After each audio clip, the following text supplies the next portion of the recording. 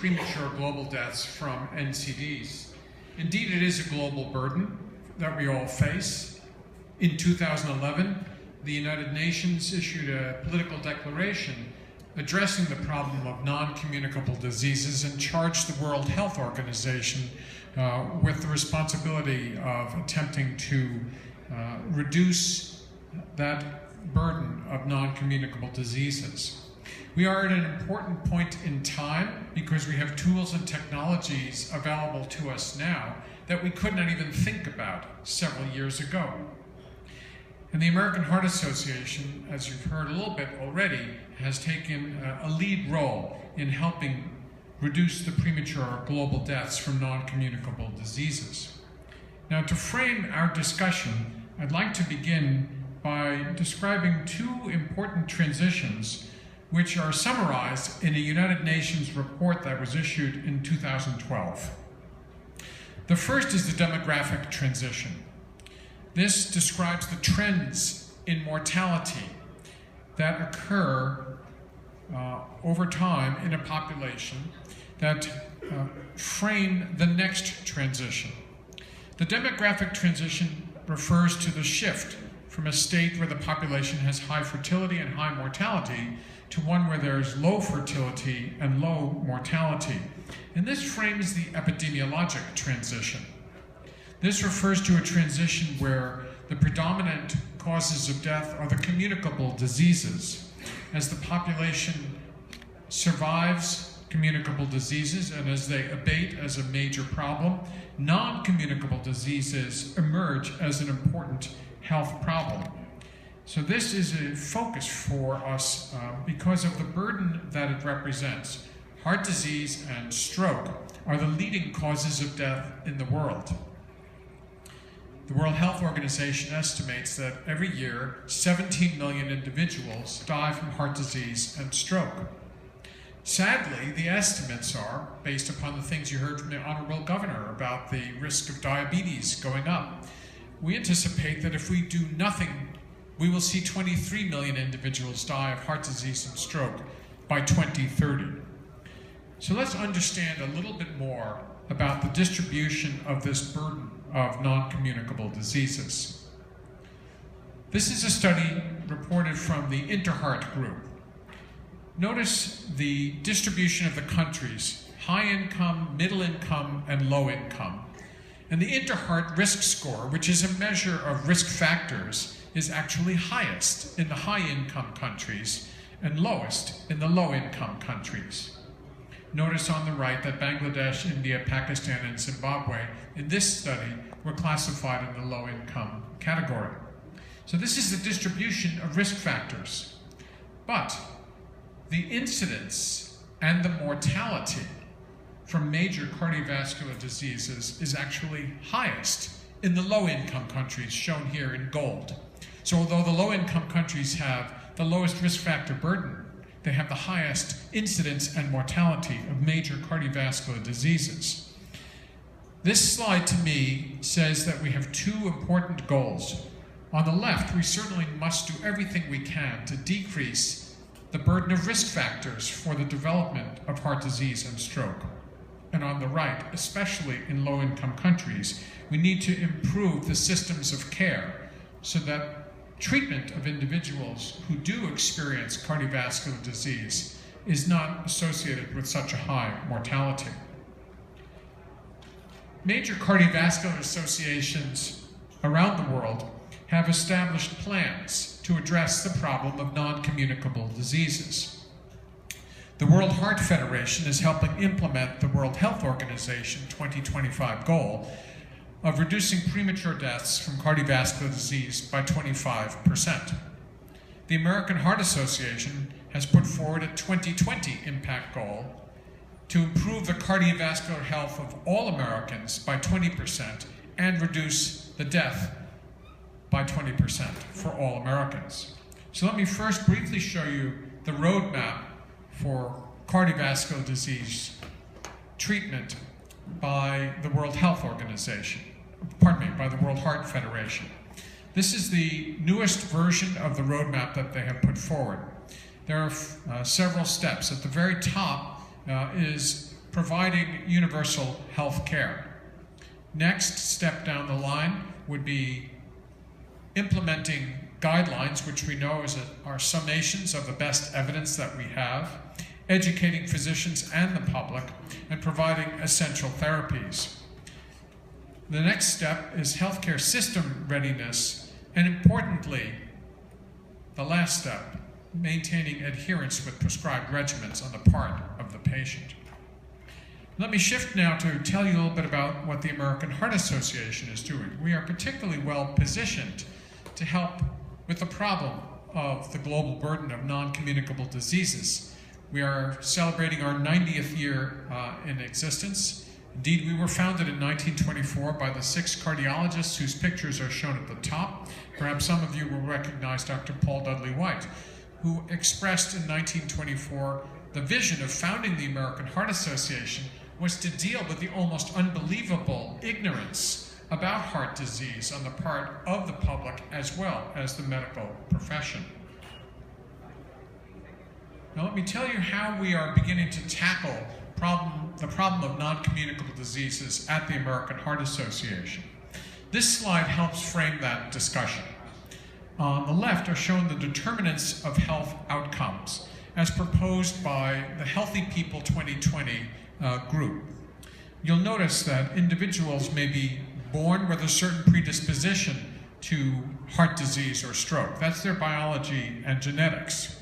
But there's also individual behavior, the social environment in which they live, the physical environment in which they live, and the health services that are available to help them. These all coalesce as the determinants of health outcomes. Healthy People 2020 has a contemporary view of what is referred to as the social determinants of health. These are the conditions in the social, physical, and economic environment in which people are born, live, and work. And it is the policies and programs that our institutions have that determines the social structure in which people live.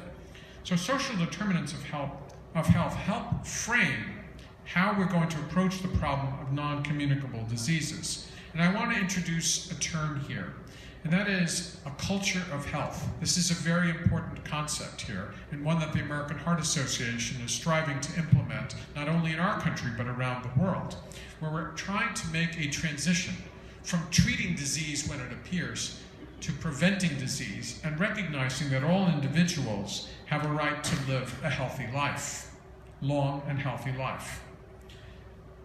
Let's begin by understanding how the American Heart Association accomplishes those goals. It starts with the foundation of science.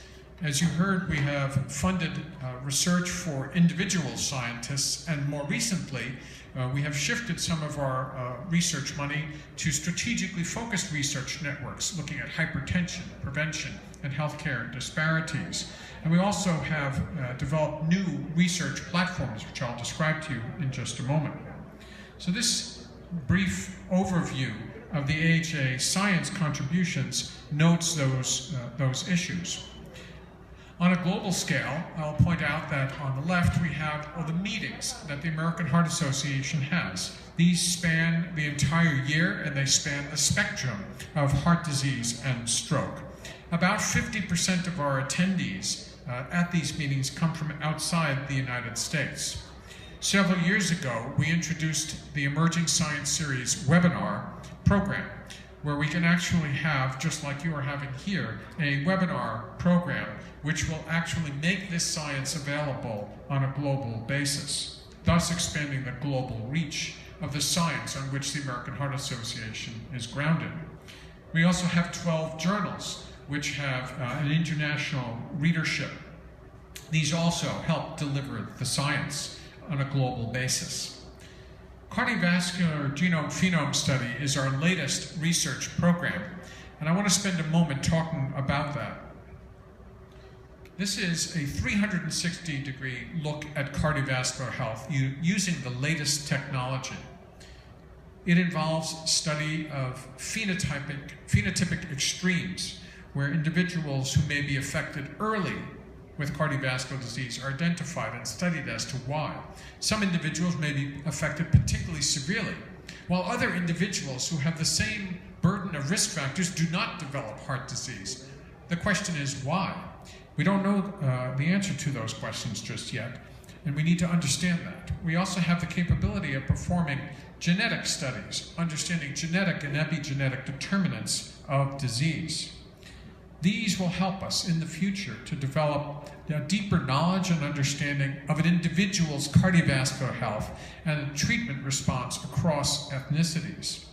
We are giving out research grants in the cardiovascular genome-phenome study, and international scientists are encouraged to collaborate with U.S. investigators to apply for these research grants. So please keep your eye out for further information about the cardiovascular genome-phenome study, and you can find links to that on the American Heart Association website. I mentioned that we have new tools and technologies available to us now. These can enable clinical research. Many of us have wearable sensors which communicate via Bluetooth to our smartphones, which can communicate wirelessly to a research-grade database on the internet. About 75% of us keep those smartphones with us all the time.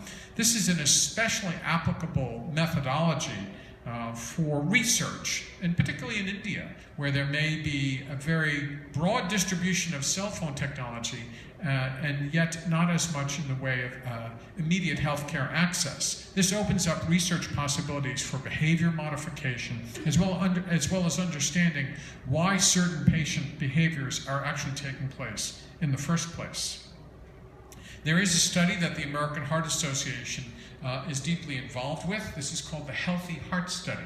It is based out of the University of California at San Francisco, and the goal is to enroll 1 million subjects around the world in a study that is using the internet and mobile technology to understand health disorders, cardiovascular health disorders, on a more global basis. Now, with that foundation in science, we turn our attention to the individual. There are certain health factors and health behaviors which we need to focus on when we drill down on the individual. The 3 health factors are total cholesterol, blood pressure, and fasting plasma glucose. The 4 health factors are current smoking, healthy weight, physical activity, and a healthy diet. The healthy diet has 5 components to it. It is possible for individuals to access our website from anywhere in the world and evaluate their own state of cardiovascular health. Our scientists at the American Heart Association have developed a score called Life Simple 7, which will give individuals a risk factor score for their cardiovascular health. It is now possible to access that on a mobile phone using something called Heart 360.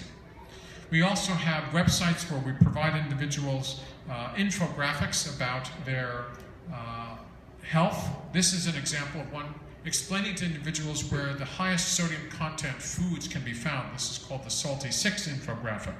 We also have developed websites for social communities for individuals with various cardiovascular disorders so that they can actually learn from each other. This one we launched just last month. This is called our atrial fibrillation community. Now, moving beyond the individual, we approach the problems of the communities in which we live by collaborating with government organizations, non-for-profit organizations, and actually convening stakeholders in social networks to actually impact the community through policy and programs targeting those social determinants of health. Here are some examples, just a few highlights of the kinds of things that we do by approaching, for example, the places of worship where individuals gather on a regular basis. This is our Empowered to Serve program. Voices for Healthy Kids deals with the problem of childhood obesity. 12% of children entering kindergarten in the United States are obese, and by the time they graduate from 8th grade, 20% are obese. So Voices for Healthy Kids is an important program we have to tackle that problem. Focusing on health and healthcare, we have our program to help implement the guidelines which we write. This is called Get With The Guidelines. We collaborate with the US government, our CDC, with the Million Hearts program. You've heard about our emergency cardiac care program where we train individuals in CPR and first aid, and also make healthcare more accessible through our collaboration with Enterprise. We also focus on improvements in the urban environment through our efforts with the groups that are shown here, focusing on availability of fresh foods, fruits and vegetables, building walking paths, and more green environments. Education is clearly a very important thing, and we are actually teaching children in school in collaboration with the Alliance for Healthier Generation, for the Clinton Foundation, and again, Voices for Healthy Kids, teaching individuals in school about the importance of physical education and a healthy diet. Urban redevelopment programs will help provide affordable housing. Our quality improvement program is something that we're very proud of. It's been in existence for over 15 years. We now have 11 million patient records. We have about 5 million unique patients who are being followed. 42% of hospitals in the United States use at least one of those programs shown here, which are now being promulgated throughout the world. So I would encourage individuals here in India to actually look at this Get With The Guidelines program and collaborate. This is our approach to advocacy. You'll notice that we now extend that circle beyond the individual and their community to the federal, state, and policy practices shown on the left. The two that I think are the most important that we focus on are tobacco and sodium reduction. Shown at the top is not only combustible tobacco, but a serious problem which you don't have in this country, as I understand it. But we are now have developed a policy to combat an emerging problem in the United States, which is the electronic cigarette. We are focusing on a global and international level. We are members of the NonCommunicable Disease Alliance. You've heard about our program in CPR and first aid. Get With The Guidelines is available internationally. All these efforts that I've described to you from the American Heart Association are working. This is the curve for total deaths over many years. Notice that it was developing a peak at about 1980. Between 2001 and 2011, there's been a 30% decrease in total deaths. It would have been even better had there not been the observation of a slight increase in hypertension-related deaths, so that clearly marks an important problem that we all need to focus on. The efforts that I've described to you have also helped reduce hospitalizations at the economic cost associated with them. These are heat maps that show you the number of individuals hospitalized per 100,000 person years at the county level for acute myocardial infarction in the late 1990s compared with 2011. So as you see on the left, it was a very hot US map. It's now pale green, which indicates a much lower rate of hospitalization for acute MI, unstable angina, heart failure, and stroke. Several hours before I got on the plane to come to Mumbai, we received word from the Communicable Disease Center in the United States that for the very first time, the mortality from stroke had dropped from being the fourth highest cause of death to the fifth highest cause of death in the United States. And this is a reflection of the stroke centers and the kind of care that we're describing here in these initiatives. We have also had success in getting individuals to reduce the amount of cigarette smoking. There's a 15% drop between 2005 and 2013. This is where we started 90 years ago. These are the individuals who had that vision to found the American Heart Association. Here's where we want to go. And this is our Culture of Health initiative. This is the mechanism by which we're going to transition towards a more broad-based culture of health. And why do we do this? So that everyone can actually enjoy a longer, healthier life. I read with great interest that there was recently a UN interagency task force visit to India, which pointed out the enormous burden of NCDs in terms of mortality and economic cost. And the WHO representative to India called for everyone joining hands for a healthy India. And I would say, let's look forward to the time when we can actually view a culture of health in India, where there are green environments for increased physical activity. There will be a dietary shift towards more healthy fruits and vegetables. Emergency cardiac care programs like the one that was piloted in Gujarat is going to be able to help save those lives. Living spaces at the bottom left, at the bottom right, less dependency on processed foods. And finally, at the bottom, in the middle, the reason that we do all this, our children who are born in a state of ideal cardiovascular health, and we must not let that deteriorate. Thank you very much for your attention.